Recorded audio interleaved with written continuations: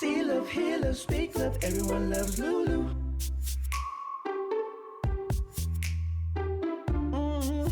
See love, hear love, speak love, everyone loves Lulu. What is going on, beautiful world? It's me, your girl, Miss Lulu. Welcome to another episode of Everyone Loves Lulu. See, hear, and speak love. I have got an absolute treat for you. I'm so excited. I can't even keep myself in my skin right now. And I'm a little nervous on top of it. And here's why. So I've got with me Valentino Luafalemana. Let me not fuck that up too much.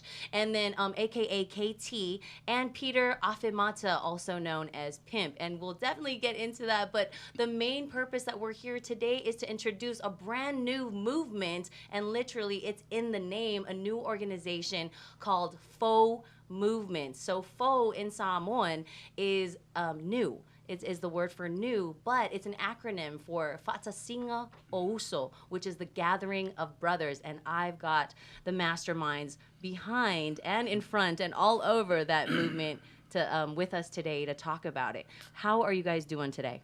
Good. Blessed. Yes. Blessed to be on here. Thank you. We are blessed to have Thanks you for on having here, and us. thank Thanks for you having us. Yep. for sharing your story and sharing this new movement that we're really excited about because it is in the novice stage, right? So it's a brand new movement. It's never been done before. So let's go into what the Faux movement is. Whichever one of you would like to take that. Well, the FOU movement, like you said, is the gathering of brothers. The way we got together was from a daily devotional. I was sending out daily devotionals to different Usos that I was busted with. My celly, Junebug, that couldn't make it today. I was sending it to him and also King from Oceanside. And as the Usos was getting up, and they was hooking up with him, and I was hooking up with him, they was like, hey, those just got out.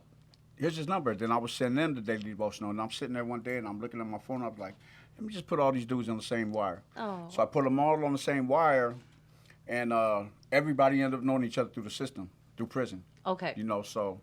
And thank you for clarifying those terms for me because I am a complete. I'm ignorant to all the terms and the lifestyle. I'm from Samoa, so as I had mentioned before we got on, before we started recording, that this is exciting for me because it's my chance to actually be educated in what it is that you guys have gone through.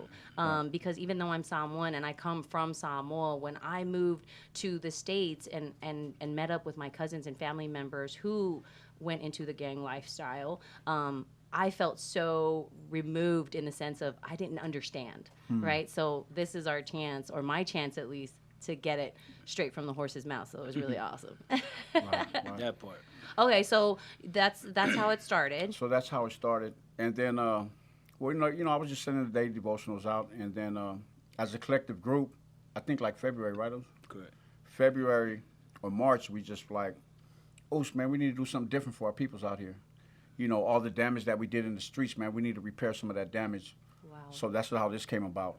So involved in this movement is Usos from Carson, Compton, Long Beach, Santa Ana, Oceanside, and San Diego. So we pretty much are covering the whole Southern California. Southern California. And all the Usos from these different cities are reputable Usos from the gangs, from the neighborhoods. Okay. And it's from both sides of the fence, from Bloods and Crips.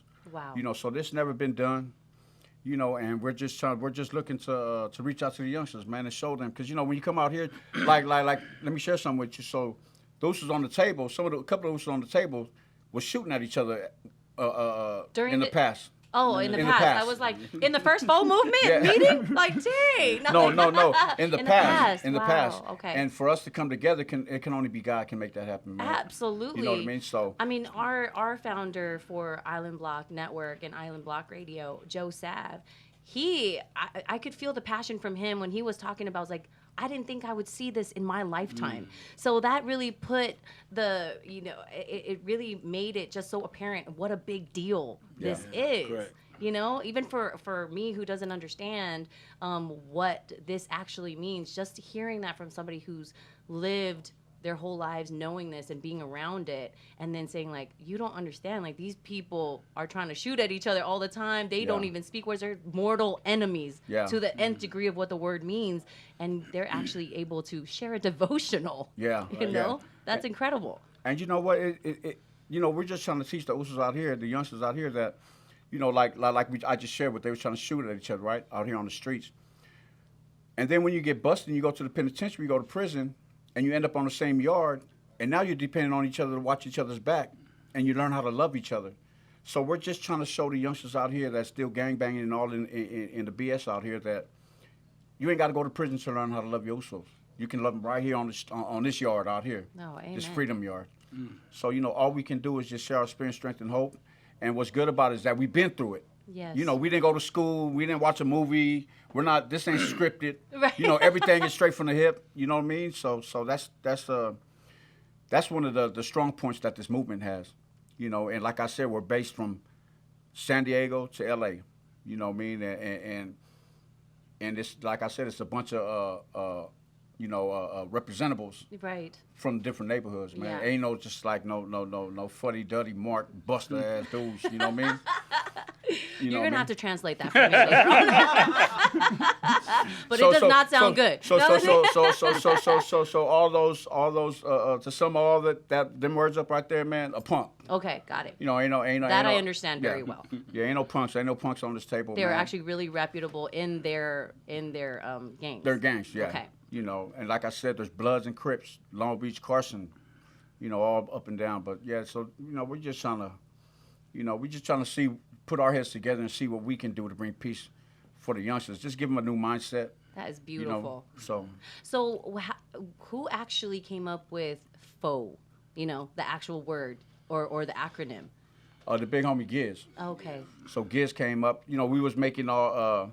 Everybody was putting what should we be called? What should we call it? And Giz said Singo Uso, and gathering the brothers. That's so powerful. And that just it already hit home. We was like, damn, this is what this is. And then you know, Faux was new. This is new.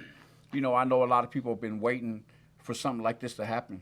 Yes. You know, because you get all kind of people that have been to school and get their degrees, but they really can't reach the people on the streets. No, you know absolutely. what I mean? They can't really. I mean, even if they come from the streets and you know they've been in school on that and you know, because there's a lot of homies from the hood that went and got their degrees. You know, a lot of my younger homies took a different path. Yeah, took a different path.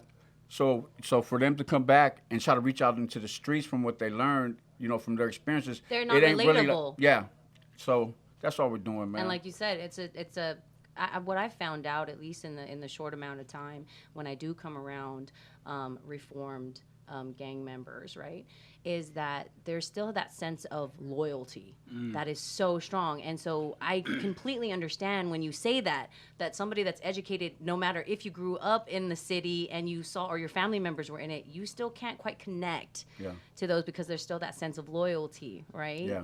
That's amazing. That's fascinating to me. Okay, so Faux, so Big Giz is credited with, you know, coming up with Faux, and it's awesome. And I wanted to actually, your tagline on there is pretty awesome too. So when I was searching for you and I was stalking y'all on FOU Movement, which I can't wait for all the posts that are going to be coming out. But tell me about that tagline, the gathering, or trying to get out of the darkness, trying to live that light. Yeah, trying to be the light. Yeah, out of the darkness, right, that you've lived in. Yeah. That's... So that's, I mean, go ahead. No, for me, you know, it's undoing our wrongs and trying to make it right. Yes. And, you know, we didn't have that education or we didn't have that understanding. You know, for me, growing up, I saw a scene was gangbanging. So that's what I wanted to be. And, you know, I believe if I was in a different positive light, I would have been a business owner or something like that. Right. But I was trying to be the best gangster there was because of my family was gangbanging. Right. So, like, that part right there is, like, letting the youngsters know that you don't have to do that. You know, you saw us do that, but you don't have to do that. Right, you know? You have options. Yes, and that's the thing, that's the beauty of it now, right, with technology and all that, and the resources that we have options. And we were just talking about it. If you sell drugs, go sell life insurance. Right. You know what I mean? Go sell some cell phones, right? Right. It's like, you like shooting people, go to the Army. You Or know what I mean? be a pharmacist. Yeah, right. There you go. Sell them drugs legally. Yeah, No, just seriously. And that's it's funny, but it's simple, right? Yes. You know what I mean? But they don't understand that because you always hear like, you know, a person like me can't get out. Like, who says that? You know what I mean? And they don't have that. They don't have that that resource to get Yes. out there. So, you know what I mean? Hopefully we can, you know what I mean, as far as us being through everything, you know what I mean? And the best thing about all of us, none of us we already been through everything, right? So none of us is scared of, like, we just starting. Right. Like, this is raw. I mean, you get in the raw part of it, like, no paperwork, no nothing. And but that's exactly yeah. why I was really excited about this Yes. interview, is because I do get you at the base of it. You know, Yes. this is the foundation that you're Correct. laying out for this movement. And I'm excited to see the growth. Yeah. Because we get to see the grassroots Yeah. project. And then as you get more established, and all of you have your own walks of lives that you're bringing into it, so it only makes it stronger. Now, let's go back, though, a little bit, because you keep mentioning where your cities are. Where are you from? Let's start with you, Peter. I'm from Long Beach. Okay, you're from Long Beach, and so you were in what gang? Long Beach Fan Band. Okay, Fam Bam is we're a Crip okay gang, Crip. Crip gang. See, like you got to spell it There you out go, for my me bad. because I'm just like, Fam. Nah, I was like, that sounds like a bingo club. No, I'm just kidding. okay. I was like, that's a Saturday Night Fever. No, I'm just kidding. So Fam Bam, okay, Yeah. and then how about you, Tino? I'm right here, the best city in the world, right here, Carson, California, right where we at. Oh, Oh, snap. so you want to go there then? I should have separated you two. That's probably, no, I'm just Both of kidding. us should stop right now. Nah. Okay, so and what gang were you affiliated with? From Eastside Scott Park, Pyru gang. Okay, and Yeah. that is the Bloods, Yeah, I'm guessing. yeah. Okay, I was like, let me not fuck up some things, you know, say some wrong things and mess up some colors. Yes, Okay, it's originally SPK. Okay. You know, and then and then it. you know, so it's Scott Park. It was always Bloods. Okay, You know, but the original SPK actually it started. The K in SPK actually started what was the abbreviation for Park. oh, okay. You know, Scott Park. Park. You know, that's the real history behind it. Oh, And then it was Scott Park Killers, wow. and then it was Scott Park Pyru. Just in case It's it wasn't clear, they it's- wanted to make sure. Yeah, it's some more. It's, you know, yeah. So that's what it is. Wow. Okay, and so you grew up. I mean, you're born in Carson, Mm-hmm. and so how did you even choose to be a Sky Park Pyru? Scott Park. Oh, Scott Park. My bad. See, Like- like- thank you for correcting me. Like the tissue. Okay, Scott. That's some good quality ones too. Yeah. It's two ply. It's two ply. Extra soft but hard Yeah. too. My bad. No, Yeah. I mean, Scott Park. Okay. That's where I grew up at. Okay. You know, my grandma's house is still right there in the hood.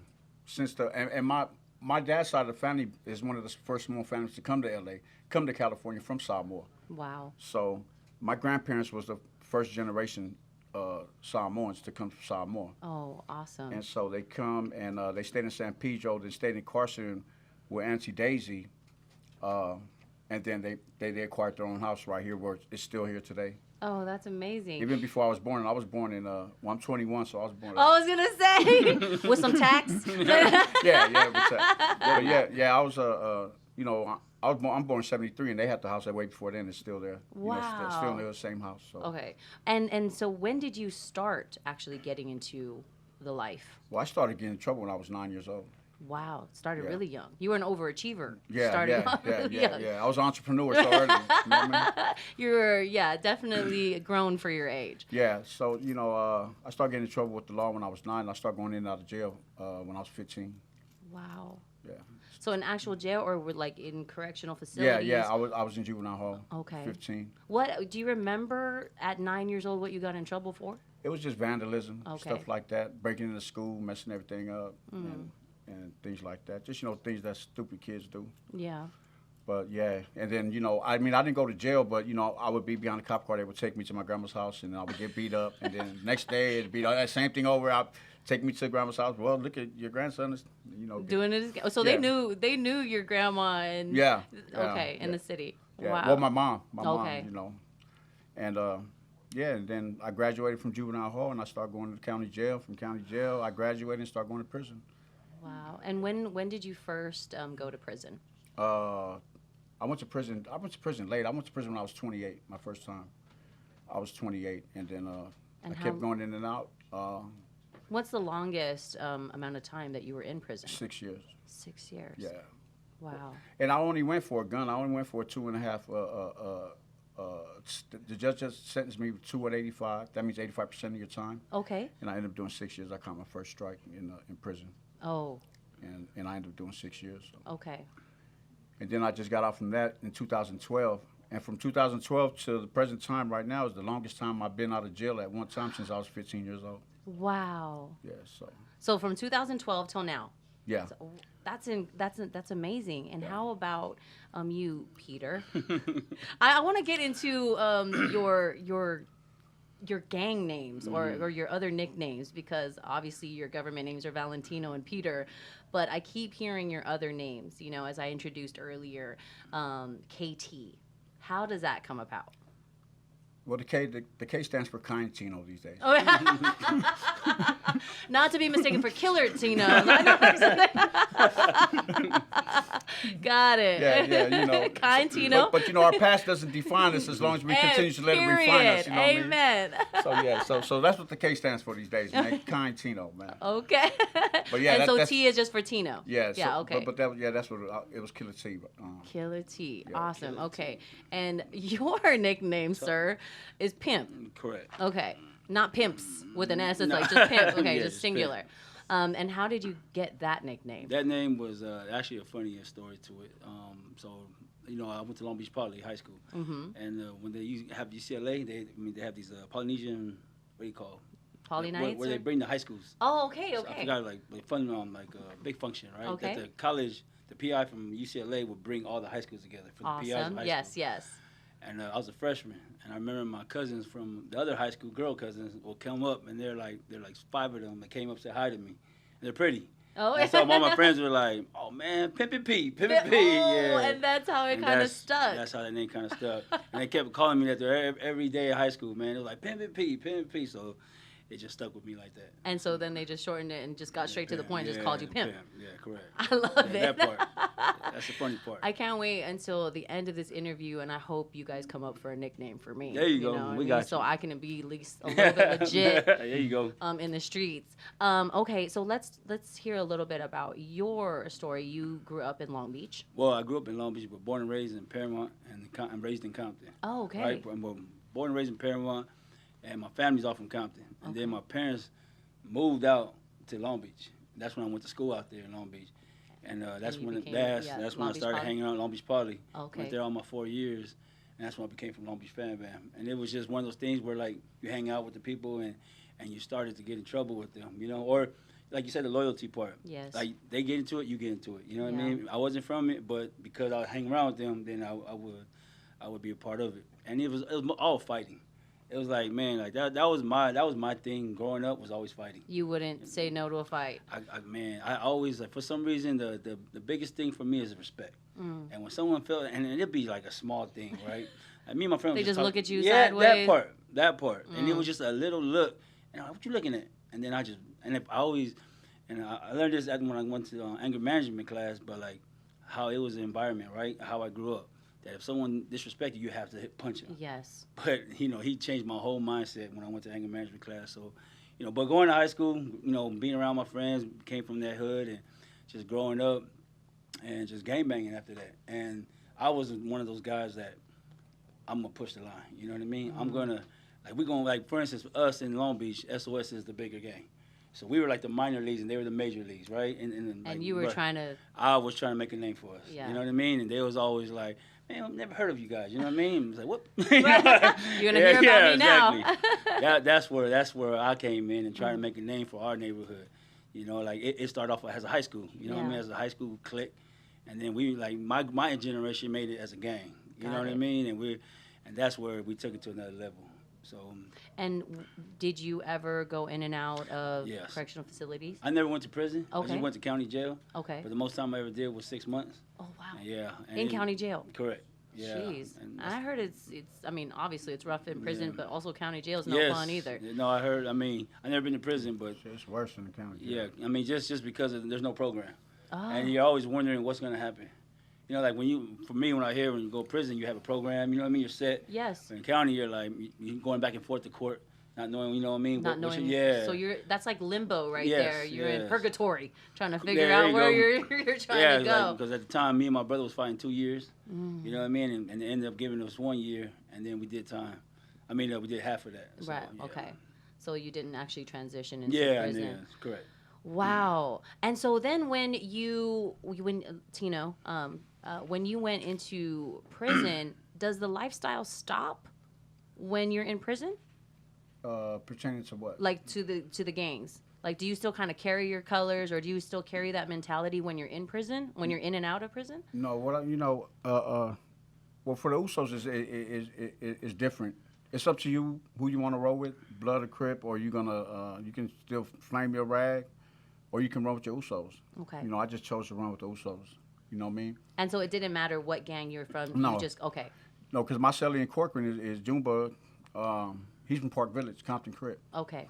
And yeah, it's just like I said, when you go to prison, you learn how to love your Usos, whether you've been trying to gun them down on the streets or not. So. Right, because you are still kind of like the minority in there, Yeah, right? yeah. Okay. Big time.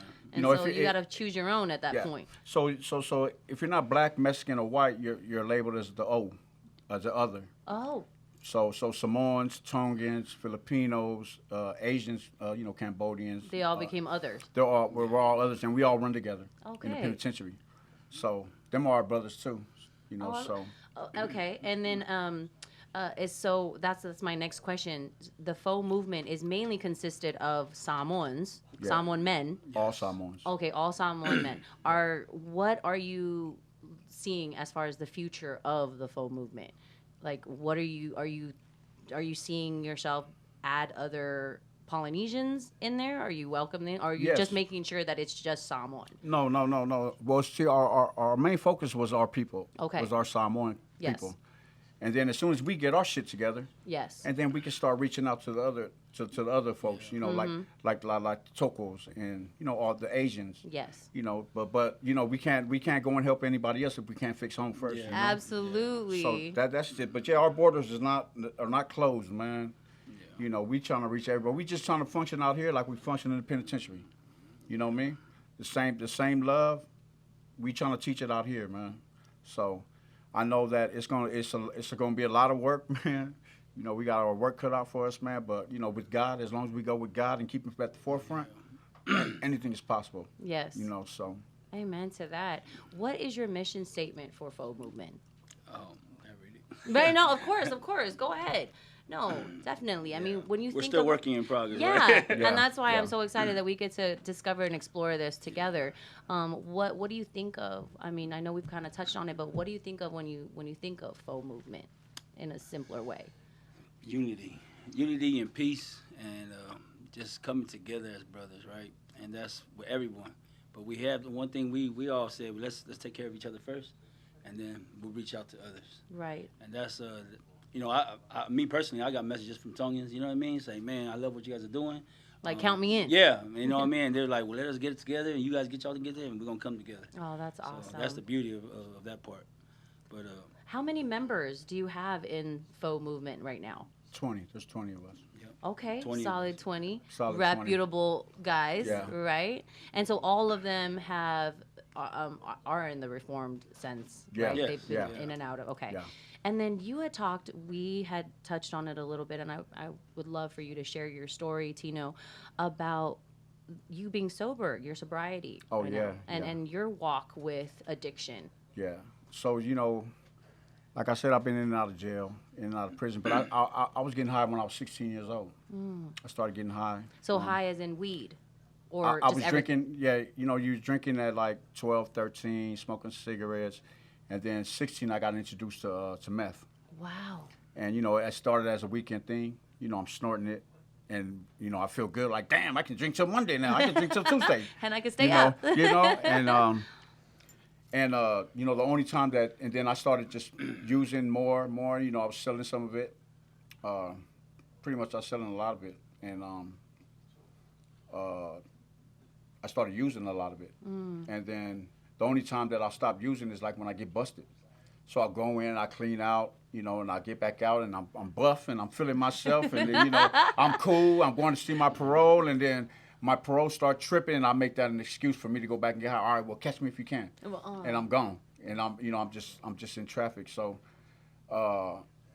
2019, July 11, 2019, my story with my recovery. So, July 11, 2019, I was getting loaded in the hospital about 9 o'clock in the morning. Wow. And In the hospital. in the hospital. Well, at the hospital. While I was in the hospital, okay. I was going to, I have my homie come pick me up, and I'll go to his pad and get loaded, and I have the IV in my arm, and I go to his pad, and I'm getting loaded, and he's like, and the nurse tells me that I have to be back in 2 hours for my vital check, so I go over there, and I'm getting loaded, and then I'm like, oh, she got to drop me back off at the hospital. She's like, for what? I said, I got to go check my vitals. Well, I'm sure the reading was really different. Yeah. So July, this was July 11, 2019, about 9 o'clock in the morning. The same day, I got the treatment for the first time in my life out here in rehab, about 2 o'clock, July 11th. I've been clean ever since. You're coming up on your 2-year anniversary. I'm coming up on my 2 years. So, I'm loving this recovery, man. This recovery thing, man, only works if you work it. You got to be willing to want to do it, willing to want to change. Now, I don't want anything, for today, I don't know what's going to happen tomorrow. Right. But I know for today, I'm cool with that, man. I don't want nothing to do with any kind of mild alternate substances. I still struggle with cigarettes. I'm trying to cut that out. But, I know it's a process. Right. I got rid of the harsh shit already. You know what I mean? Yes. So yeah, man, I'm loving this, man. My family's proud. I'm not a real prideful, proud dude, man. I just stay in my lane. I just try to do what I do. But yeah, that's what I do, man. I go to the spots and visit the spots that I used to frequent. Because in this process, they suggest that you change person, places, and things. Right, so when I'm in treatment and they're telling me this and they're giving me this spill, I'm thinking like, damn, I gotta move to Alaska, move to a little cabin, and be forever. You know what I mean? Be in the forest somewhere. But it doesn't apply to me like that. Okay. I just know that when I need to change person, places, and things is when I need to change person, places, and things. So when I start having these dumb ideas and I start getting mad and I'm thinking about running to drugs or alcohol to alleviate the pressure, I just run to Jesus. You know what I mean? When did that come about? Like your faith being renewed, actually being reborn in Christ. Well, my truth is I couldn't find God in church. Because it was forced upon me. Right. From my grandparents. Hey, come to church. Yeah, it sit was down, almost like a quiet. punishment. I grew up in Catholic church, so you drop a pin, and everybody's looking at you like, shh. You know what I mean? But I went to NA. I went to NA and I found God, man, and I found myself at Chapel of Change in Long Beach, man. Rededicated myself to Jesus Christ. That's beautiful. So, I'm out in Utah. I stay out in Utah with my son. And I come down here. Now I'm here because, there's a lot of work to be done right here in California. So, that's what I do. I go to these spots where I frequent and I just bring hope to the table. I don't go in there and rub my recovery in nobody's face. Right. I don't do all that. Because on the real, like I just shared with you, I was like the worst of the worst. I was out here. I wasn't no bummy dude, no bummy ass dude like that. I just, I kept my addiction away from my kids and away from my family, which really hurt them. Yes. I was doing it to protect them, but actually I was hurting them. It was actually the opposite. But now that I'm in recovery, and that's all I want to be with, man. I just want to be with my kids and now they're the overwhelmed with your love. Now, yeah. your new addiction. And they're all happy. They're all on board. And when I started getting clean, I told my kids, I said, look, I know I've been a terrible dad. I've probably been the worst dad ever. I said, give me the passion. Tell me what kind of messed up dad. Let it out now. Yeah. And then I just want to move forward after this. So that. And did they open up and kind of say what they needed to feel? Well, they didn't really open up and say that, but they, they was like, it's all good, Dad, Aww. But now that, it's showing, instead of just talking the talk, I'm walking the walk, and they see it, and they're the only ones that have something to prove to, so, it's a journey, recovery is a journey, man, but we do recover. Because I thought that was just it. I thought it was no more getting better for me. I thought I was just going to get high. I would lost a gang of weight. I'm sucked up, and I'm just thinking that, damn, it ain't no getting better, man. Because there's been times where I flushed a gang of dope down the toilet and be like, I'm done with this. And then I'll start feeling good, and I'll be like, damn, I can actually control it, yeah. Yeah, I need to smoke a bowl. And then I'll do that. And then, it wasn't until this time in the hospital when they was about to discharge me, I was like, damn. I just reached out to God, man, and my angel came in the form of a Kangaka Uli lady that walked through my door and said, boy, you want to go to treatment? And I was like, yeah, man. And what does that mean, go to treatment? Like an actual to facility? Rehab. To rehab? Yeah, okay. to rehab. So I went to Pacific House in Hawthorne, and, it was just an amazing program to me. I ain't been to no other rehabs. That's the first one I've ever been to. But it worked for you. But it worked for me. Something that they did worked for you. Yeah, and so, after treatment, the treatment over there, facility, you go over there, it's a 60 to 90 day treatment. I was there for 120 days. Wow.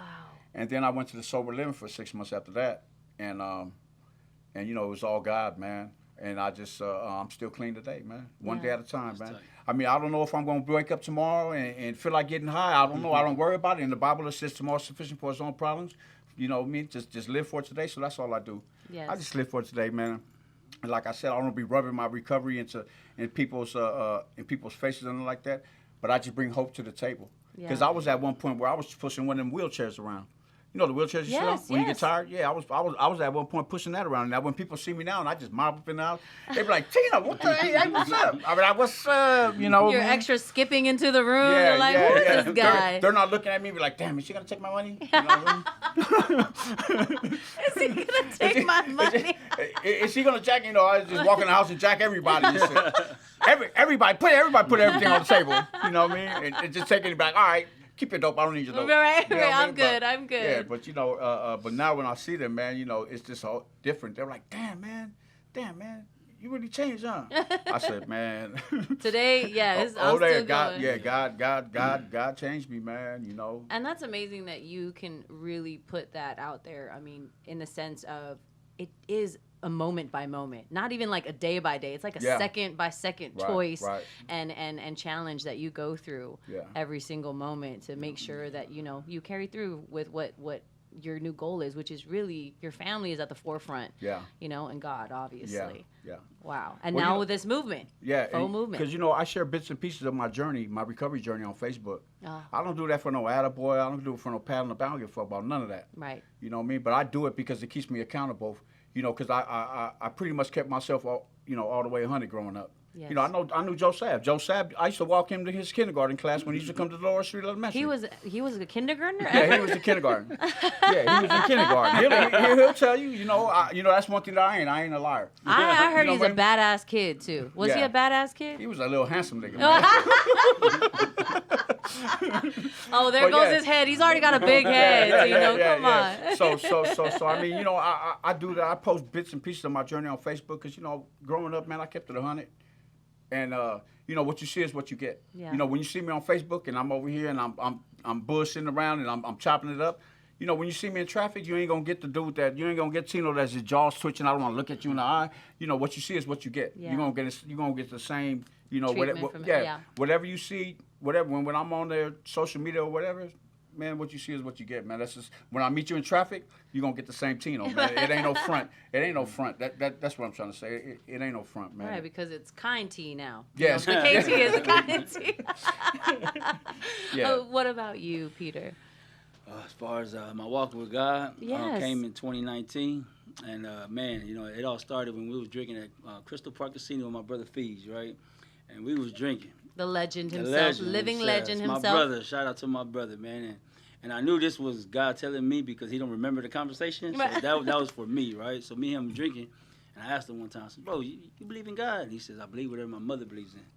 And I was like, wow. You know what I mean? That's the only reason why I believed in God, because my mom took me to church all the time, right?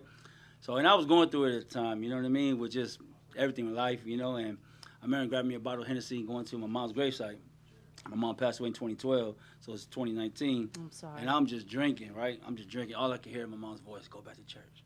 Go back to church. And I was like, I ain't going back to church. Wow. And that Sunday I went to church. And I remember going to, I'm LDS, so I stood up at the podium and said a testimony, and I didn't even talk about God, I talked about my mother. And I was like, I'm here because of my mother. You know what I mean? So I came here to find, you know, why she wanted me to come here. And were you even prepared to even go up and do a testimony? And you know, it's funny That's you say amazing. That. The Spirit literally pushed me up because they told me it's a 1 hour thing, right? And it was coming at 2 o'clock. And it was the last person up there. And I just like, they kept telling me, that Spirit like, go up there, go. I was like, I don't want to go. Yeah, your mom was really pushing. She pushed me off my chair, right? And I went up and I said it.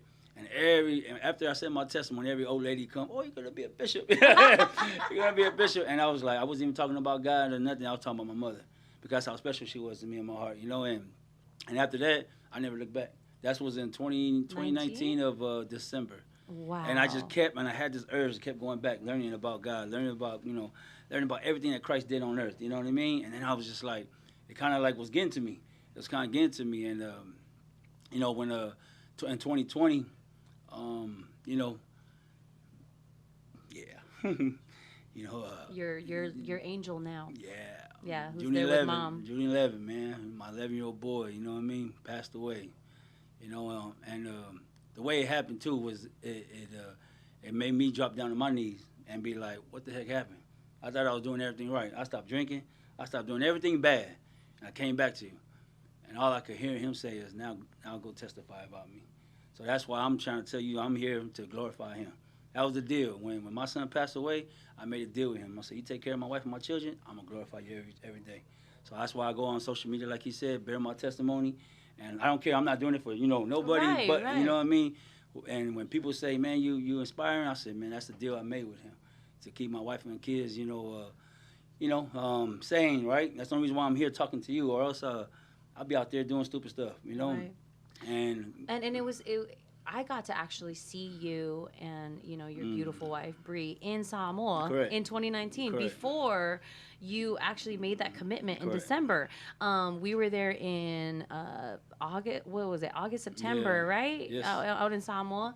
And September. Yeah. And so. And you came just through to see, for us. Oh, Came through for us. You know, That I was do try. at the airport. That is definitely my Brilliant, hood. yeah. My hood is American Samoa. So when you come to my hood, I'm Yeah. gonna do my best to take care She of came and y'all. blessed us. But then it was amazing to me. What did that have an impact on you seeing your village? Because it was your first time. Yes. It was your first time to American Samoa, wasn't it? Or Yes. yeah. No, so that was my first time with my wife. Yeah. When I went, so that was my first time ever. And then to go to your village and actually see your And then I went talk again. about that. That's pretty, because a lot of people, especially me coming from Samoa, Yeah. but what I noticed is that there's a huge disconnect between Samoans, because I can only speak for Samoans that grow up in the States Correct. versus the Samoans that grow up in Samoa. Yeah. So to actually have that opportunity to go back to where your people are from, talk to me describe that feeling and that moment for you. One word, humbling. Humbling. I mean, talk about, I always hear about the spirits over there, right? It's strong. Yeah. It's strong. And I remember me drinking on my grandmother, because, I never met my grandmother, but her gravesite was there.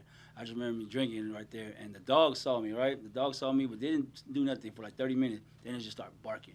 And then I just felt this like overpowering spirit, and I was like, "What's up, Grandma?" Well, Like I knew it was my grandmother, right? yeah. And I was just like, she was like telling me, like, "Son, this is your home land right here. for This is your home." always, Yeah. right? And so that was when I went with my wife, and then that was in June for the show that Fiji and them Yes, did, right? yes. And then in September I went back with my son Achilles. Yeah.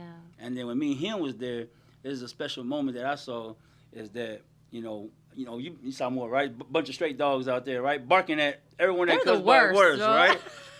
When me and my son is there, the dogs all run up to him. And my son is playing with them, right? And this old lady in our village is sitting there, is like, "Look, this is your son's village. Look at all They the dogs know love him. him." So he's playing with all the dogs. And then my son's like, "Dad, I want to stay here. I don't want to go nowhere. I want to live here." Yeah, I mean, Wow. they're like, for me to be walking the way I'm at and to sit back and watch everything that happened to me. Right. This was like, I don't believe in coincidence. Everything happens. Yes. And I know my son is good, and this is my mission right here. This is my purpose, to bring people closer to God Yes. by seeing me, because this ain't me. This ain't me. Like, I'll be out there, like brother said, alcohol. You see me drunk and stuff like that, not caring about nothing. And, when my mom passed away, that's what I did. So I actually saw I saw both sides, right? Me not living, with God, and me living with God. Right. And I like this life better. Yeah. Right? And I mean, in a sense, I feel like it completely saved your life. That you already committed to God before the tragedy happened. Correct. with, or in a sense, I mean, now we can look at it as a blessing, right? Yeah. Like he completed his mission. Is one of 100%. the things that I loved that you portrayed Yeah. with your son. But if it was, I can only imagine if you weren't committed to God before this happened. 100%. It would have been a whole different story. Well, that was the whole thing that I seen, right? Was like seeing that aspect that he was preparing me. Yeah. My mom was preparing me, right? Yes. I really tell people, like my mom was telling me when I went to go drink at the gravesite, she was like, "Son, you better go back to God, because something's gonna happen to you that you ain't gonna like, And if it wasn't for that understanding how I look at it like that, then I probably wouldn't be here. Yeah. So, like my brother KT always say, man, God turns our mess into a message, right? So we out here, and I told my brothers when I came over here, right? Because KT, he put me in this group, and I told him, I said, if this ain't about God, I don't want to be a part of it. You know what I mean? Wow. Because I got my own son's project thing, and I'm doing my Right, thing. right. But when he told me, you know what I mean, that's a bunch of brothers coming together, doing for the greater good, and he told me about the daily devotion on God, I was like, man, put me in. Put me in, because I'm trying to glorify him every time I have a chance. Because, you know, for me, like, that was the worst thing I ever had in my life. You know what I mean?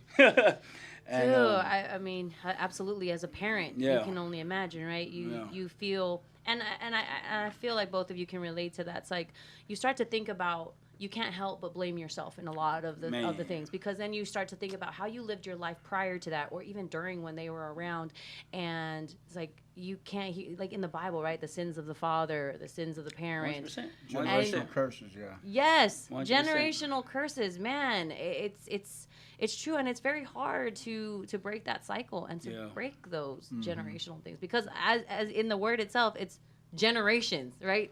Like they've impacted this and they've made it so strong that to try and actually derail it, it's damn near impossible until you make that first step. Yeah. Yeah. You know, because my dad was one of the first Usos in prison. Wow. My dad, he was in prison in the 60s, late 60s, and in the 70s.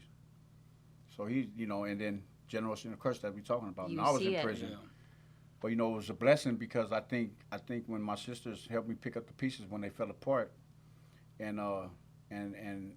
my kids was with them, I think that probably played a big part in the generational curse being broken, because all my kids are doing good, man. I got a son in the Army, got my son that just tattoos, you know, all my daughters they're working, you know. So How many kids do you have? I got 6. Wow, Yeah. that's beautiful. And 5. yes. Mm-hmm.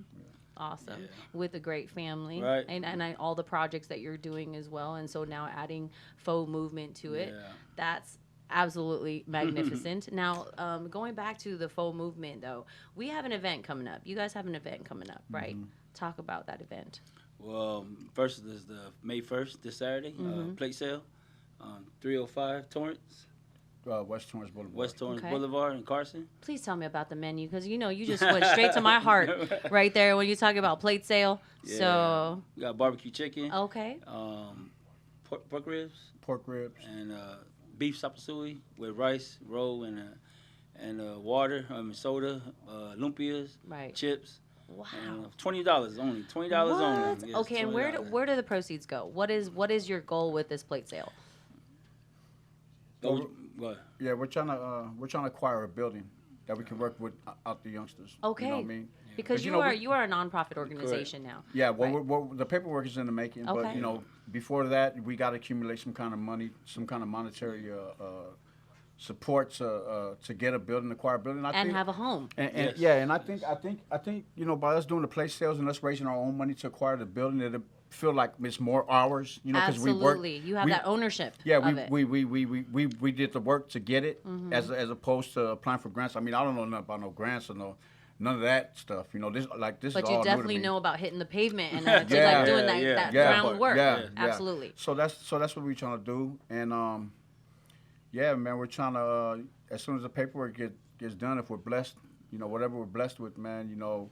That's at least a starting point. Yeah, and then we're looking to try to maybe open up some sober livings and some halfway houses for those who's getting out the penitentiary. Yeah. So, you know, but what better way to reduce the recidivism of Usos going back to prison when they come out and come to our halfway houses, and the Usos that they know from prison are the ones that's working in the halfway houses. Right. You know what I mean? So it's just giving them that more inspiration to get on board and get the shit together. Yes. And not want to go back to the penitentiary. And to know that they're not alone. Yeah. Right? Yeah. That there is a new beginning. Like, if you can do it, if you see me doing it, like, it's Yeah. possible. Yeah. And we're going to be in it together. Yeah. I think that's the hardest part, because a lot of the time you feel so alone, right? Yes. And you don't know another life. Yeah. It's just, you know, True. we just need to be living examples, not just talking the talk, but when you Yes. see us, you see that we're really in there. You know what I mean? Doing the footwork, doing the groundwork, man, towing the plow or plowing Yeah. the toe, All whatever. of it, all of that. Climbing the trees and grabbing the coconuts and shit, man. You know So what I mean? getting the machete and really getting down on that grass. man. Well, I don't need that lawnmower. We talking about get the lawnmower and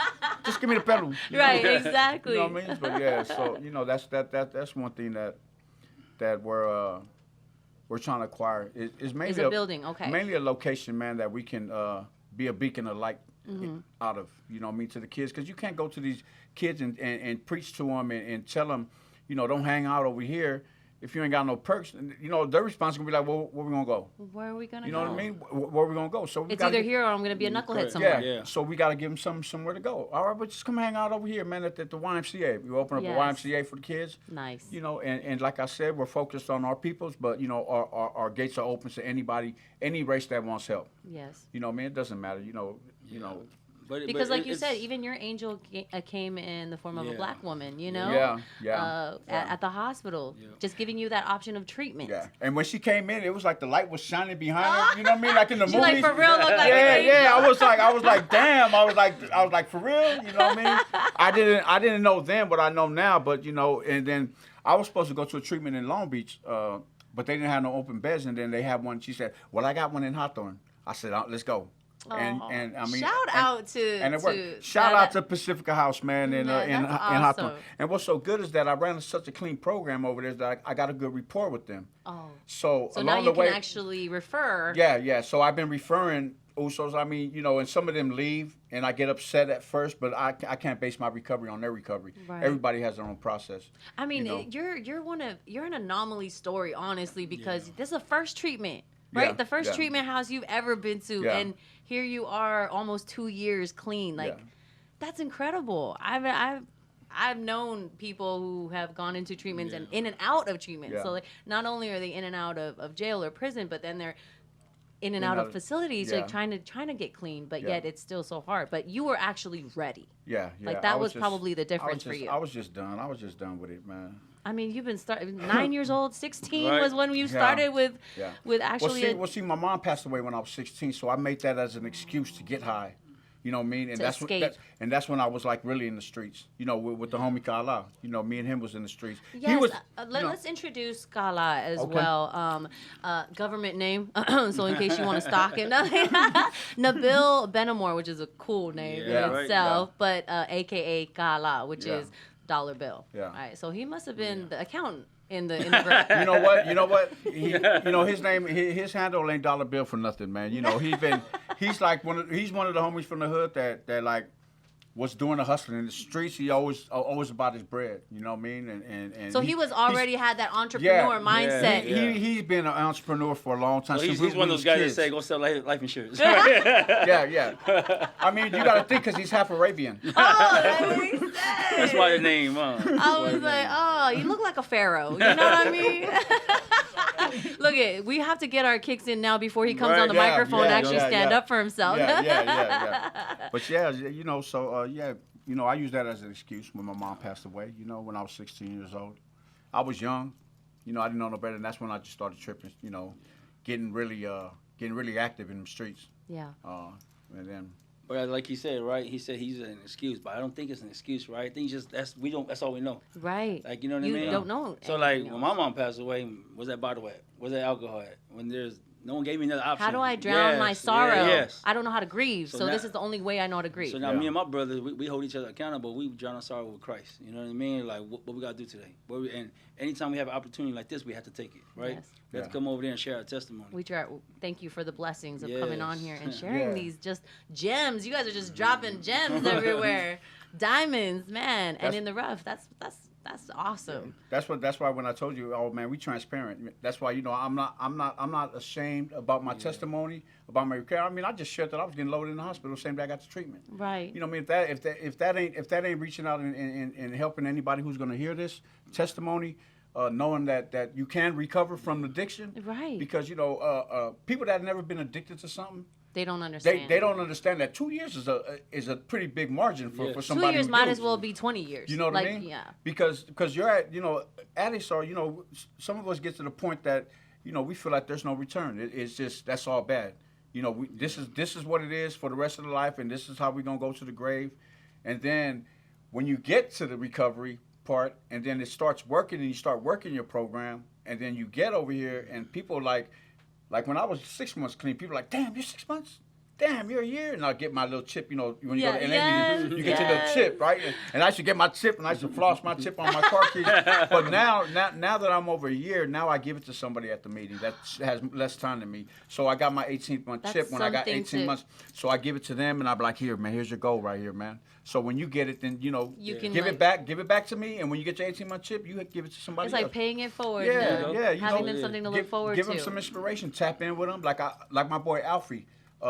He's a muley from Venice Shoreline Crip. Okay. And I was in treatment with him. That's my boy right there, man.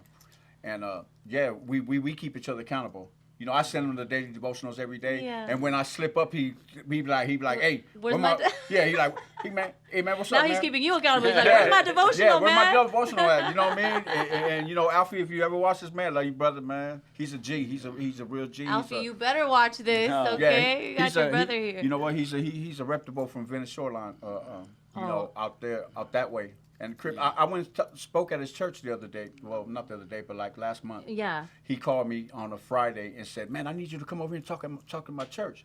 And you were And I'm bearing like, your all right. testimony over there? Yeah, Kinda and talking about I your said, life? "All right, when you need to be there?" He said, "Tomorrow, 9:00." I was there before him. I was like, "All right." And then you know his church is over here off of Century and Western. Mm-hmm. And there's a McDonald's right there. So I was like, "Hey, you want something from the McDonald's?" He said, "Don't go to that McDonald's.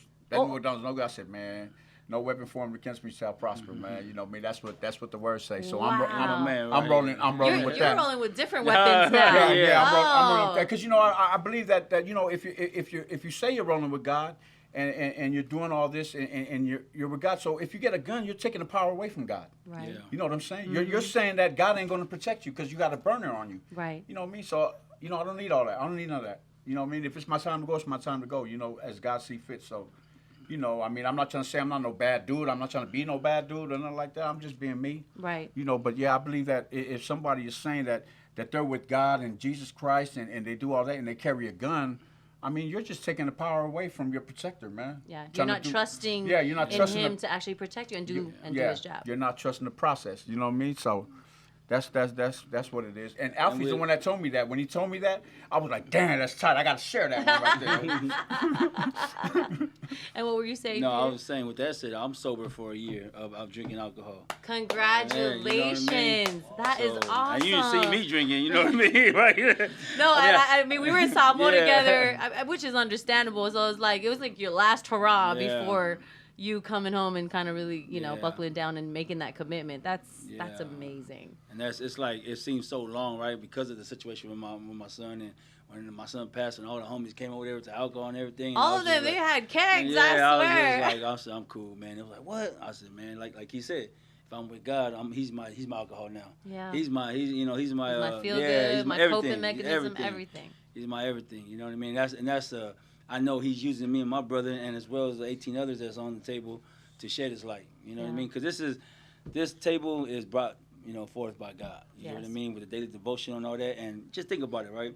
We're coming up here, we're saying FOU Movement, and this is the beginning part, right? Yes. Next year, we're like, what's FOU Movement at if it ain't there, right? This is the big risk that we're taking. But we Yes. don't care. Yeah. That's how we are, right? We was on It the has to streets. take a step. You have to start with. We You have to start somewhere. Exactly. Yeah. And we know this how it's going to be big because God is the one leading everything. He's Yeah. bringing everybody. You know, with this movement, He has brought networking. People from the Bay Area, you know what I mean? People from here, just people with the same hearts. And then that's teaching us how to run this nonprofit organization. And What are some of the surprises that you've come across while you started FOU Movement? Is it the network? Tino, I feel like you want to share something. Go ahead, brother. Was it no kind of surprise like today's surprise, man, who we had a Zoom meeting with? Oh, yeah. You know what I'm saying? Are we able to talk So besides the plate sale on May 1st, we have a peace rally march. It's called South Pacific Islanders in Solidarity Peace Rally March against Asian hate on May 14th in Long Beach. That is the other event I wanted to talk about. That's Right. amazing. Okay, so that's happening May 14th. Yeah, and today we was on a Zoom meeting with the Long Beach Police Department sergeant. Yeah. So we come like all the way Full around. circle. Yeah, Full circle. yeah. Even Pimp said, "Damn, man, I can't believe that we're here right here talking to a police." You know what I mean? About a peace rally. Right. Peace rally, man. So you know, yeah, man. That's the most surprising thing that for me in this process is like, damn, man, I'm right here in the Zoom meeting. But you know what? He's a God-fearing man. He's a Christian man. He talked outside of his police uniform. His position, right? Yeah, he was like, well, this is the what's his name again? Mike Hines. Mike Hines. This is the Mike Hines. This is the real Mike Hines, not the Mike Hines, the police. The police officer, police yeah. officer. So he started sharing with us, man. I was feeling him, and every time what we forgot to do is we forgot to pray in before we started talking. I just remembered that. We can stop right now and pray. Yeah, Let's do that. Let's stop right now and pray. You want to pray? Dear Heavenly Father, I'm so sorry. I do apologize for not praying us in before this meeting began. Yes, Lord. Just want to thank you. Thank you for Miss Lulu for having us. People that you put in our paths as we go on your mission. This mission of yours is awesome. I pray that you bless this meeting, this interview. Pray that it reaches the people that it needs to reach through our testimonies and our words. Because in the Bible, in Revelations 12:11, it says we defeat him, meaning the devil, through the blood of the Lamb and through the words of our testimonies, Father. So we're here today. We sit here today and just ask that you just bless this meeting right here, and everybody in it and everybody's families. In Jesus' name we pray, amen. Amen. Amen. Good stuff, brother. Hey, it's never too late. You know love what I the way mean? I love the way you stopped You that. stopped. Because the reason why he did that, because when we had the meeting with the police officer, we tell him we start the meeting with a prayer and we close it. And when he said the prayer, and the police officer said, man, if I could have a meeting with an opening prayer like that all the time, man, Right. this world would be a better place. Yeah. And that gets really hard because they're part of the government, right? And they're always trying to separate church and Correct. state. And so that must have been refreshing. Yeah. And he prayed us out. You prayed us out. Wow. He prayed us out. Look at that. Yeah. I'm just so excited for where this is going to be going. Right. But talk about the May 14th rally, because we want to know about that. So that's the peace rally happening more. It's the peace rally. And We got what is the- different organizations coming from San Francisco, United Players, Living in peace. Living in Peace, all Islanders gathering all together as one. Yeah. Pastor Sweetie from Living in Peace. Wow. Gorilla Pino from United Players. Miss Gaynor. Jeez, this is like huge. yeah. A lot of people coming together. Yeah. That's San Diego. amazing. Going to San have Diego. the Tongan Harley Riders, the Samoan Harley Riders. Uso Tong- motorcycle. the Uso, believe the Uso Car Club is going to be there. Okay. Tongans Rise Up is going to be there. Yeah. We have flyers posted, but we're just trying to. And like it's to state awareness or a peace rally Yes. for Asian hate. for the Asian hate, because Okay. like I said earlier, we function with the Asians in the penitentiary. Right. You're the others. Those are our brothers, man. So we just want to let them know that it's still the same out here as it is in there. That's all. Yeah.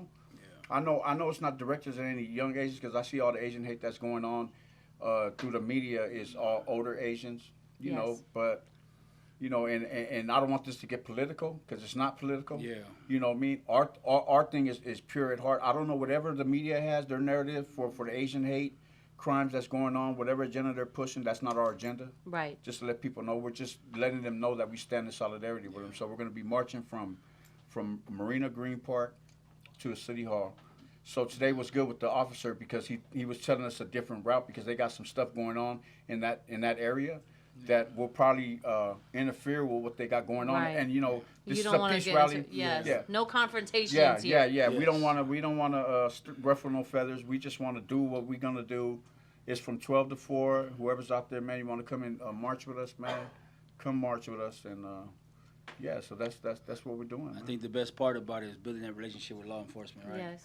It's like, we're trying to get away from law enforcement. Now Yeah. we're trying to build Yeah. we're trying to build a relationship Now you guys with them. BFFs on speed dial over You know here. what I'm saying? Hey. From running from them to running to them, Well, man. run Yeah. into That's them. crazy. but- Wow. And vice versa, the fact that they were open, and I think having that prayer, that's a beautiful way to 100%. start Yeah. every meeting, especially because that puts your beliefs in the forefront Yeah. and your mission, and also your walk, and it tells your journey right there, and it already softens everything, Yeah, right? true. Like you're letting down all your weapons, Yep. and being vulnerable in that moment, Yeah. saying like, look, I don't care what you think about me. Yeah. I'm really coming to you with a clean heart Yeah. and a clean mind to just let's work together. Let's get Right. this figured out. Yeah, we just That's the beauty of this group. Yeah, and then we have to discuss public safety. Yes. Because safety first. When you're at work, or there's going to be a lot of people there, so we got to make sure that safety first, that everybody's safe. Yeah. I know that there's going to probably be some other people that's going to try to chime in and stir up some mess. I don't know. Right. But I don't know who would But be in stupid. the name of God, no. Yeah. They better not. And the name of God, and I don't know who's going to be idiotic enough to come, and it's a Samoan function. Yeah. Like, come on, man. You come over here with your little scrawny ass, and you don't come over here and...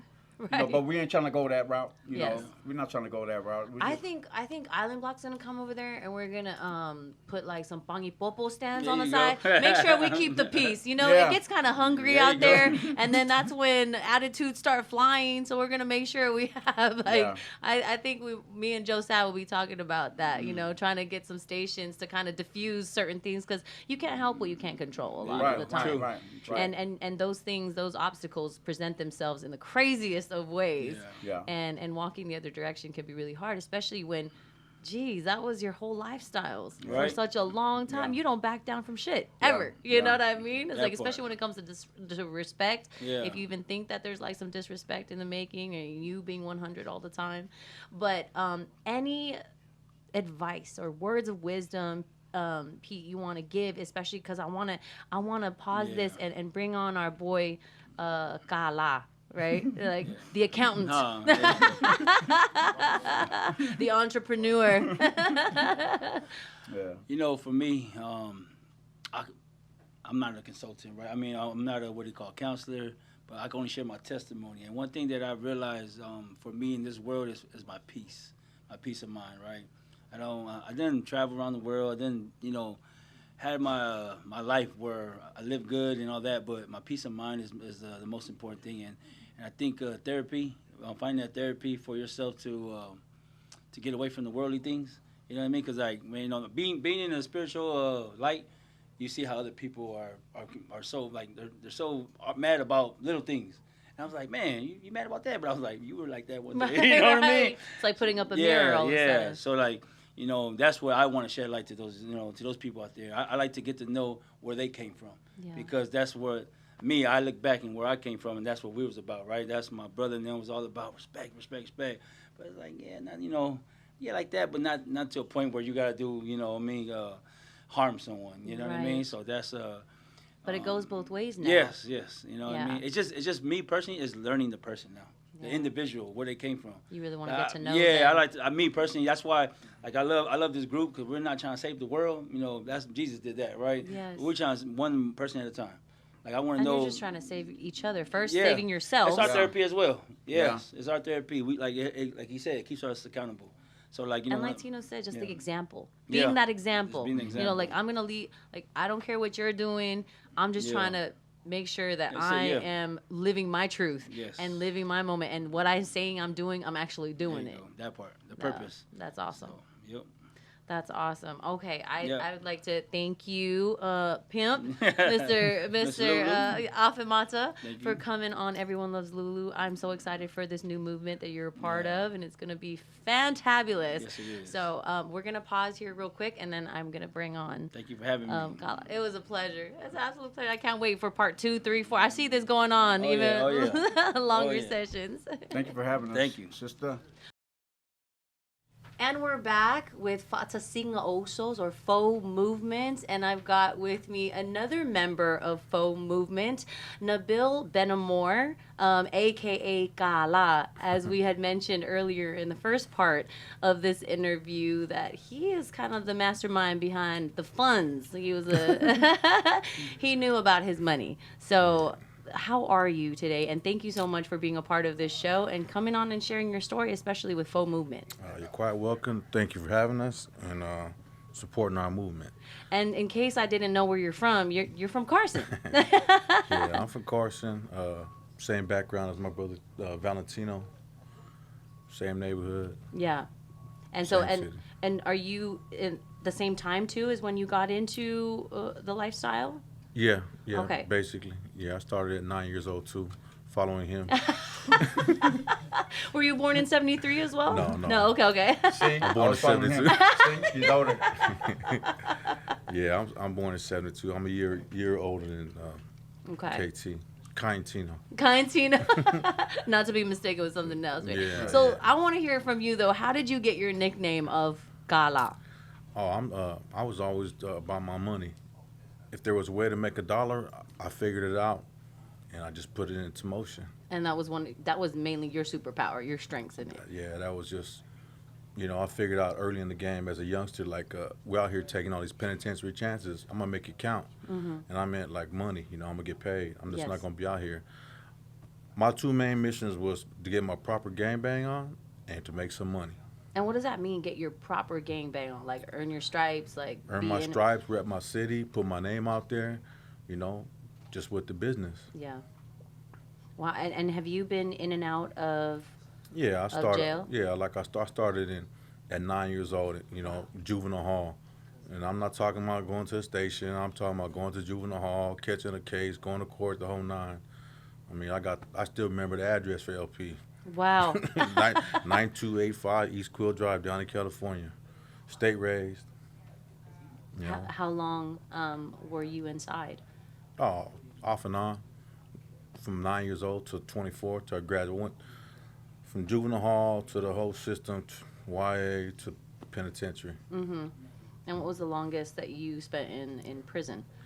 I did 4 years in prison. I went one time. That was it. You're like, I'm not doing that again. I'm good. Wasn't enough money. Making 95 cents an hour wasn't sufficient. What did you learn, though, when you were in prison? Was that one of the biggest takes that you did? Was like, because you are about making sure that your finances are right.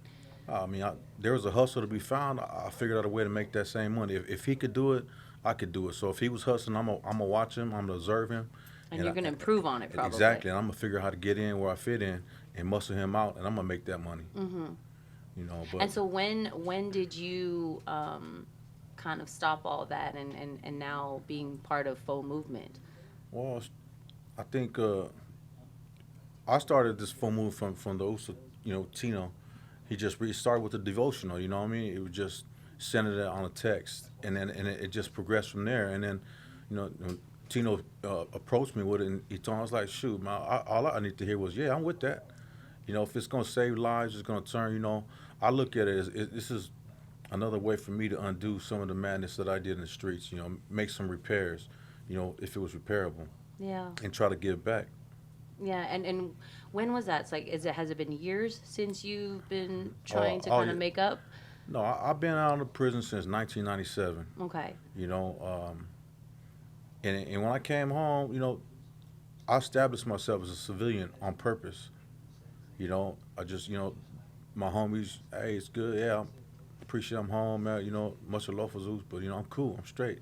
I got my kids. I got to raise my kids. How many kids do you have? I got 5 kids. Wow. Yeah, so 5 kids. So at that point, So you've been out of the game for a minute. I've been out the game, but I stay connected because I need to hear what I need to hear because I got my younger ones under me who still run the same circles I run. And if something's going on and I can step in and save a life or stop something from happening, I was always, with that. That's why, for me personally, I target the next generation, the younger kids, to try to, curb their way of thinking, open up. And are you seeing that? Like, I know back in your day, I feel like there wasn't so much of a choice, and we had mentioned it earlier that the resources weren't readily available for you back then. But now, is the threat still there as much as it was back then for the youth to get into gang life? Even more so. Really? This world we live in right now, the condition, the state of the country, this world is just straight chaos, and there's a lot of broken families, a lot of a lot of fathers in prison, mothers out there on drugs, and these kids are falling through the cracks, and they're just getting swallowed up whole. And who you gonna run to when your family's not there? Right. To the streets. Yeah. They'll take you every day, any day, all day, every day. And is that really what got you to take that path for both of you? Was that you kind of really didn't have your family stability, and so you went into the gang life? Well, see, Or do you see that, like, what was it? What was the I guess the glamour or what was the bright light that was like, hey, I'm gonna be in this gang because of this, this, and this. Well, like Tino said earlier, it's a generational curse, man. You know, Tino and my family, his family, my family, been running in tandem for decades. You know, my grandma and my grandpa used to go to his grandma and grandma's house and play cards. You know, and you know, and my mom and my aunties and my uncles were all his. You know, what I mean, Yeah, they're all dad and their moms, they were all road dogs. You know, and that's how we got locked into that life, you know, and that was the example that was set for us, you know, with young kids looking at them at the family parties like, oh, man, that's cool. Right. You know, I want to be like that. Right. And that's pretty much what you know. And so Pretty why much. would you change the wheel, right, when you're seeing that, or at least they package it in the fun and the gatherings. Yeah, And it was easy because it was already set up. We were already watching it. Yeah, that's interesting what you say, because I thought maybe as time has gone by, like you saying that it's even more of a threat now. And that makes sense because of the state of the world that it's in and all the instability. And like you said, I mean, isn't it like something like 51% of marriages are broken, or there's single parent homes, and they need somewhere to go. Yeah, I believe that the devil's just targeting families in general, because if he can break that unit, man, it's a free-for-all. Anything goes, yeah. Free-for-all. And so when you saw that, or when Tino came to you with Faux Movement, let's hear that conversation, Tino, when we talked to him about it. Well, actually, it was at whose funeral was that? Was that Red's funeral? Red's funeral. We was at Gangsta Red, rest in peace, Gangsta Red. We was at his funeral, and I approached Scott Law. You know, I told him to spill.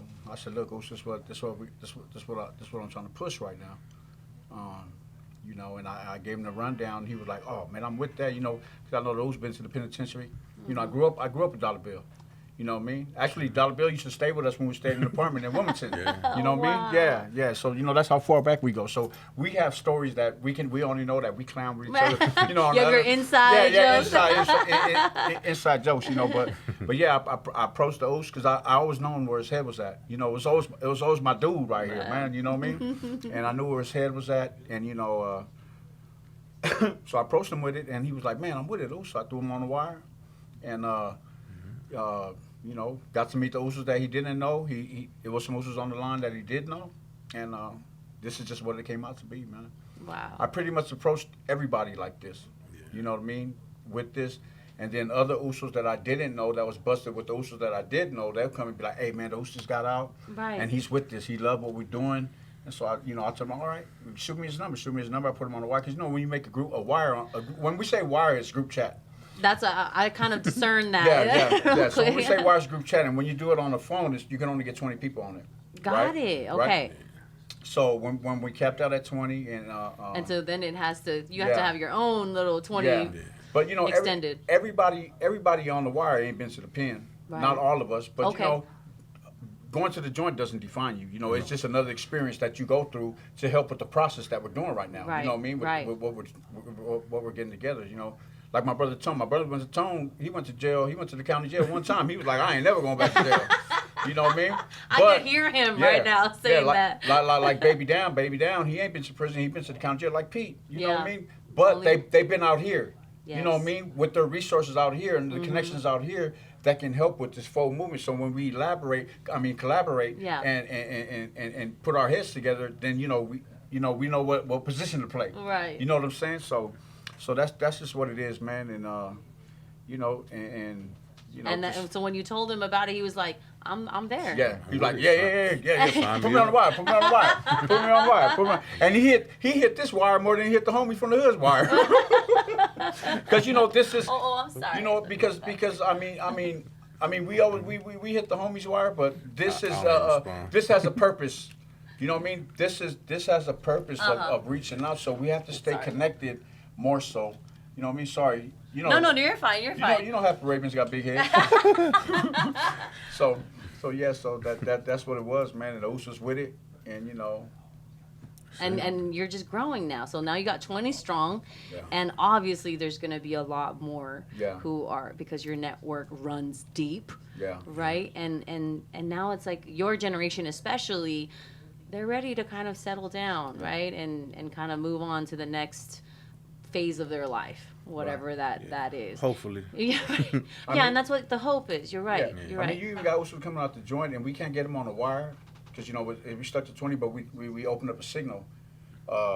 You gotta like send out the bat signal out there. Yeah, no. I guess it's an app. It's an app called Signal. Oh, called got Signal. it. See, you're way more learned than I am about this I just stuff. found out about it. Okay. Pete said, "Hey, Uso, you got Signal? What the hell is Signal?" What's that? You know, oh, just download the app. So I downloaded the app. Oh, this is Signal. All right. Okay, Yeah, and cool. so we can network and put other Usos that want to get involved. You know what I mean? It doesn't have to be 20. Yeah. You know, but like I said, man, we're just barely getting off the ground, man. Right. So we gotta. But one thing about this, my homie Big Slant was telling me the other day. He said, "Oh, so you put the Faux out, you put the Faux out single Usos on this, and you put the Samoan flag on there on our logo. Yeah. So you just open it up for anybody to be entitled to their opinion, as far as Samoans is concerned. Right, you know what I mean? right. Because it ain't about just us. It's now that you put the flag on there. Now this is open It's to our one whole people, right? it's open to the whole island of Samoa. Whether you're islands, whether you're in Samoa, American, out Western, or you're out here. So, we got to be mindful of that. Yeah. But what's good is that, like I said with my recovery, we got to keep each other accountable. And us coming out here and putting it on blast out here and having functions and all that, we got to hold each other accountable. That's why it's good that we got brothers that keep each other accountable on here. There ain't nobody calling the shots. Ain't nobody being... ain't nobody trying to be no boss, you know what I mean? Right. I mean, we got positions that we got voted into Of because course. it's going to come to that. Yeah. But just in any organization, you got to have organizing the people that put that in motion. Right. Yes. So, and then when time comes, if one of us want to pass the torch, just pass the torch. Right. It's all good. It's all love. You know what I mean? There ain't nobody trying to be President Biden or ain't nobody trying to be Nancy Pelosi around this motherfucker, man. You know what I mean? Now, your name, I want to know your background, because your name, I've never heard your name before. What's your ethnicity? My Christian name? Or? Yes, your Christian name. Got a lot I hear every day, especially when I get the call from home in Samoa, okay? Fa'alavilava is every week. Yeah, I'm Afghasi, obviously. My pops was Arabian. My mom's a Samoan. Oh, I thought Tino was just making stuff up. You're actually... Yeah, I'm actually...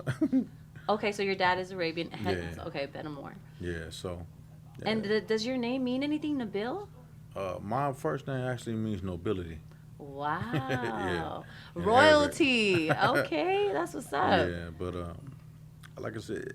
Did you have challenges growing up being Afghasi? Oh, yeah. I was squabbling all the time. I wasn't Samoan enough to be Samoan because I was Afghasi, and then, you know what I mean? And you weren't... And but were there any of your father's, family members or Arabians around? My dad came here at 13, just started hopping ships and landed here. Wow. You know what I mean? And got with my moms and all that good stuff. But, and so that's one of your challenges.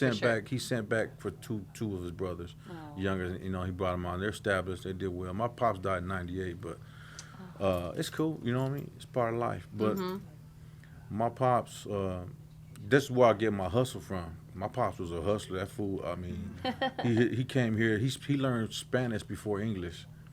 So smart. Yeah. So he was just opening up businesses, doing construction. So my work ethics, my pops, for sure, my hustle, my drive. Like you weren't going to go hungry if you could help it. I just always running around the streets, at a young age, and I fell victim to everything out there, the gangs, the drugs, addicted to crystal meth, around the same time frame is my brother Tino right here. And, there was no halfway. We was all the way in or we was all the way out. And whatever we did it.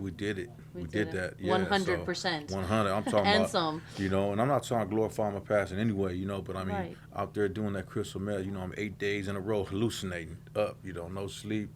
And out there just driving around shooting at everybody because I was mad at the world. And, and that's what it evolved into that. And we just had to pay the price. And now, you both have families. Your children, are they all kind of grown now, or are they still young? Yeah. My youngest, my baby's 22, little bit, Do your children kind of know your past lifestyles? Oh yeah, everything. We didn't lie about nothing, man. How can you lie about anything? Right. Like I wear it literally, outwardly. Plus, when they started going to school, and they know, and my kids look at his kids, oh, that's my cousin. So, our reputation is out there. Like, that's what the brother Tim was saying. You got 20 solid, reputable gang members from different neighborhoods, and that's what they knew of us. So you couldn't really lie, because Right. what you say at home, you go to school and they're like, oh yeah, oh your dad's KT, oh your dad's Dollar Bill. So you couldn't lie. If you wanted to, it was gonna come to It the was surface. one way or So, the other. So why even try? Just approach it with honesty, Yeah. and just be, that's it, When, Now, have any of your children or loved ones, like especially your children, have they they've steered away completely Yeah. from that yeah, lifestyle? all my kids are straight squares. Straight squares. And you're glad of that. Yeah, for sure. yeah, that's a good thing. Absolutely. they- How about you, Tino? Well, yeah, my son, Lil Chino, we had a little situation when I found out that he was claiming the hood, well, representing the hood, and he was gang banging. So I called him over to my auntie's pad, and I told him, because I got a call from my cousin Pua. Hey, is Lil Chino in Utah? I was like, I knew he was at the time, and I was like, why? Man, he banged on my nephew. He didn't even know that they were related. So I called him over to Auntie Cia's pad, and I'm like, hey man, come to Auntie Cia's pad, son. He came over there, man. Right when he walked in, I just took off on him. It's good that I did it back then, because he stopped gangbanging, because in the condition I am now, if I try to do it now, he probably whoop my ass. Right. Right, You know what I absolutely. But it's a good thing, man, because from then I didn't hear nothing else about that. Oh, that's you know awesome. what I mean? And in the Bible it says, spare the rod, spoil the child. You know what I'm saying? So I'm a sometimes, firm believer of that one. Yeah. We all are growing Yeah. up. You know what I mean? I've had my share of definitely lots of Sasas and Fossies for sure. Yeah. Like my uncle said yesterday, growing up, when our parents called it discipline, we called it violence. You know what I mean? Right. I know mean, what I I mean? didn't know any better, or not that it was worse, but it's like you hear the definition of abuse, out here, Yeah. and you're going, I'm like, dang, I was pretty much abused my whole life. Yeah. But I wouldn't change it. I mean, it's made me the person I am, Yeah, no, for right? sure. And I feel like a lot of that, when we've taken that out, and it's almost like parents are afraid to parent now. You know what I mean? Yeah. Because there's so much of the State of government. paranoia. Yes. Yeah. Yes. And now these kids are turning around threatening the parents, going like, I'm going to Yeah. call CPS. I was Yeah. like, I wish my kid would. The roles have reversed. Yes, absolutely. Now they're the They're so enforcers. They're Yeah. disrespectful, man. This Yeah. generation coming up, they're so disrespectful. It's because of that. No They guidance. took the discipline out of the homes. Yeah. You know what I mean? I believe that, man. Because discipline, it really helps, man. Yeah. It really works. You can't just be sending them time out. Man, what the hell? What the fuck is a timeout? Shit, I wish I would have got a timeout when I was young. Shit. What? Stand in the corner? Oh, shit. For 30 minutes? Yeah, perfect. That's You know what I'm saying? You know what I mean? I'd be in timeout all the You know what I time. mean? I'd take that over everything. Yeah, you go to timeout for 30 minutes, you just looking behind you like, I know this ain't real. For You know what I mean? I know this ain't real. I know I'm finna get I to mean, right. Yeah, you know what I mean? You're looking over your shoulder the whole time. Yeah, man. So, Oh, dude, that's amazing. So now with the movements coming up, what is your role in Faux Movement? Right now, we're in the beginning stage, and we're starting to establish where we want to fall. So, me personally, I believe I want to fit in somewhere as a counselor. I want to, minister to the youth, try to catch them before they make that mistake. Yes, absolutely. So, I refer to it as just getting rid of the middleman. Like those who KT was saying, you ain't got to go to prison to love your Uso. Right. You can just do it right here. Learn it in the street, in your own environment, as opposed to, in the prison, on the yard with the gun tower, everyone watching your own move, where you got to fight for your life. Right. When you could just do that right here, love your Uso, respect your Uso, be courteous to that, And what do you think is the first steps to actually do that? Like if you were counseling, now that you're counseling this youth and upcoming generation, what do you think is one of the first steps to actually make them believe that? Lead by example, show them we can get it together, so we can put our differences to the side, and we can do something positive, and push in that same direction. Yeah. Because kids are only gonna mimic what they see. So if they see disarray and unorganized, then that's what they're gonna see, and like, we ain't gonna respect that. Absolutely. But like I said, coming from 20 reputable gang members from different neighborhoods, man, you can't help but respect that, because you see them all. It's real. and the testimonies there to follow, behind each one of these Usos, and it's an example. Now they see the before, now it's the after. All I got to do now is follow suit. Yeah. Now, and this question goes to both of you, is there any major regrets that you have from your past life that you're still kind of trying to resolve now? You want to answer that too? I ain't got no regrets. Yeah. I ain't got no regrets. I believe that I believe that God has taken our mess and turned it into a message. Amen. And we can't help people that's going through the same shit that we've been through all our lives if we didn't go through it first. Right. You know what I mean? So we can only talk from experience. The shit that we know you can't teach in a school. I know there's people who have different values. So we have the value that we've been growing up with in all of our experiences, and then you got people that go to school and get degrees and they have a different type of value. And we've been rubbing elbows with them people, man. That they're helping us and giving us some direction, because this is, like I said, man, this is all uncharted waters for us, man. We don't know. So in order to take the first steps of helping the youth, we got to take the first step, because it's a learning experience as we're going along. You know what I mean? Absolutely. This ain't nothing that's in the blueprint already. You know what I mean? We just shooting it straight from the hip. So whatever steps we take, because our best lessons are our own mistakes. You know what I mean? So we just gotta just take a leap of faith, man. Just do it, like Nike. Yeah. You know what I mean? So how do you navigate the pain? Because you've definitely experienced loss with your brothers and your family members that were in this lifestyle. How talking to the youth and maybe they've experienced that too, like even coming from broken homes. How do you navigate that pain, and what kind of wisdom would you impart on them to not choose to retaliate in a sense, in the wrong way? Yeah, but that's hard. That's hard. That comes with maturity. You know what I mean? Because we used to act on impulse. Something Absolutely. like, what? And then just jumping up, get in the car. Yeah. We get in the car in the song. But that's hard. Like I said, man. Reaching out to the youngsters, man. This is all new to us, so we're not gonna have only that, to. but it's new to them, right? Yeah, So they haven't experienced what you experienced. So it's like, if they can see, I already see it where your pain and really telling your stories and your journey might actually curb them from doing something that. And presentation is everything, man. Mm-hmm. When you come and you see the Usos, actually, and you see these dudes like some hardcore gang members, you know what I mean? That speaks volumes to them. Absolutely. As opposed to somebody with the high top fade and somebody with a little nice hair. You know what I'm saying? Yeah. That's just a realization of it. You know what I mean? But so when you see us together, and like people be telling me, man, I had a homie a young homie from the hood that was telling me, like, damn, this is the hardest picture I've ever seen. It was with all of us with our shirts on, our cities. Nobody's throwing no gang signs, but everybody's from different cities. Oh, man. that's awesome! That's the shirt right there. Sure. That's the Yeah. picture.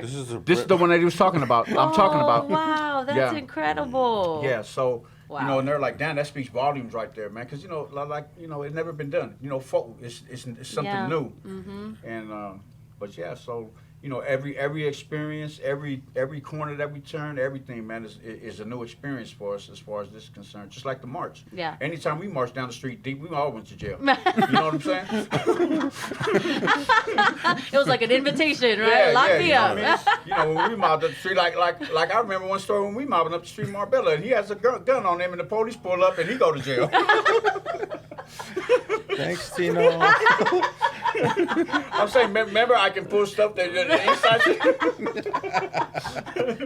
Dude, I love that you guys can laugh about this now. Yeah, we were laughing about it then. Yeah, we were like 5L. We were young. We were like how old? We were like 14. Like 14 years old. Oh my goodness. Yeah, we were like 14, and he was in the cop car, and he was looking all sad. And we were like, "Bye." I'll be back. That's messed up.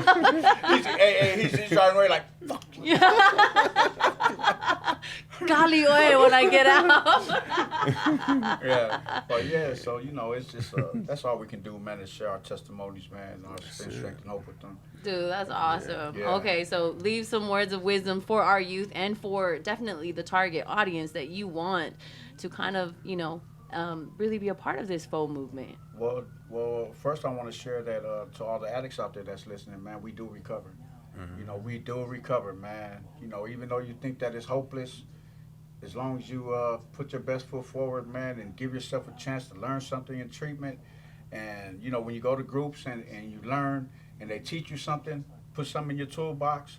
Because when you hit out, when you leave treatment and you're going to come to some platforms where relapse is going to come back into the picture. Right. And then when you think about the things that you learned and you can pull something out your toolbox and apply to your situation, and you can, you know, you can still be pushing, man.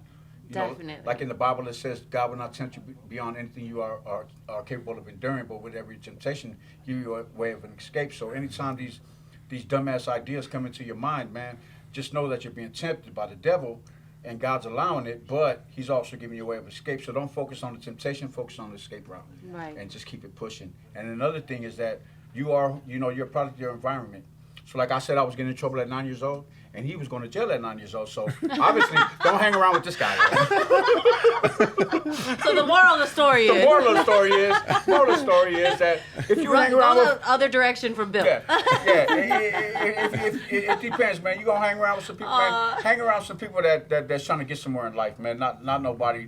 You hang around with 4 gang members, you're gonna be the 5th gang member. Right. You hang around with 4 broke niggas, you're gonna be the 5th broke nigga. And it's so true, right? You are who you hang out with. Yeah. Whether you want to be or not, your environment plays a huge role. Yeah. And so, like this table, we're hanging around with 20 different Usos that wants to help the community and better themselves, and at the same time, because you can't keep what you got unless you give it away. Right. You know what I'm saying? So this is what we're hanging around with 20 Usos that's all on the same page. So this is going to be a blessing, man. I believe that God is just using us as vessels for His work, man. Because losing us, the devil losing us, he lost some 20 goons. Right. You know what I mean? That was working for him, like for real, like what was his like faithful followers. Right. You know what I mean? So long in our lives, Yeah. and now that he lost us, I know that he's going to try to penetrate borders around us, like our kids, our loved ones. Totally. And so everything that happens now, I look at that as in a spiritual sense. If something bad happens, I'll be like, all right, what are you trying to show me, God? You know what I mean? Yes. Instead of just like acting on impulse like I used to do, I sit back and be like, God, so what are you trying to teach me? What are you trying to tell me right now? So that's just what I do, man. And if you don't feel right doing it, if it don't feel right in your heart right here, then 10 Listen times out to of that. 10, Right. it's not right. It's so not just right. do the opposite of Yeah. that. You know what I mean? Absolutely. How about for you, Nabil? Oh, shoot, man. If I had some words of wisdom, I'll tell these kids, man, just take your time, get somebody solid in your corner. This is why I honestly believe that this is going to be a really central tool for the youth, to have a level-headed, solid, level-headed, clear-minded example who've been through what you're about to do to help you, navigate and go a different route. Because, man, these days, we live in the last days for sure. I mean, the Bible outlines it clearly, and we are definitely in the last days. So, man, just give it a shot. My thing, just give it a shot, man. If you see us out there, give us a shot. Well, you heard it here. I am Miss Lulu with Everyone Loves Lulu, and that was one of the most powerful interviews that I have been blessed enough to be a part of. Appreciate the opportunity. Oh man, I just want to thank each and every one of you for being here tonight. Mr. Nabil, Tino, Peter, Afamata. Thank you so much, and I'm so excited for the FOU movement. So before I let you go, though, how can we help the civilians, us civilians, how can we help with furthering your purpose in FOU movement? Just put it on your social media. Okay. Tell a friend, spread it, Make sure to buy those plates for the plate sale, buy some right? plates. Coming up. Come help Shirts. us. Come help us march. We're gonna have And you have- FOU Movement shirts. Okay, for awesome. sale. Yeah. Spread it like the gospel. Yeah. Got it. That's all. Wildfire. I love it. Yeah. Well, thank you again. See, hear, and speak love right here on Everyone Loves Lulu. Take care.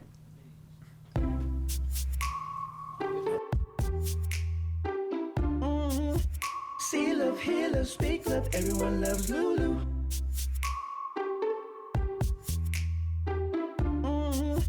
See love, hear love, speak love, everyone loves Lulu.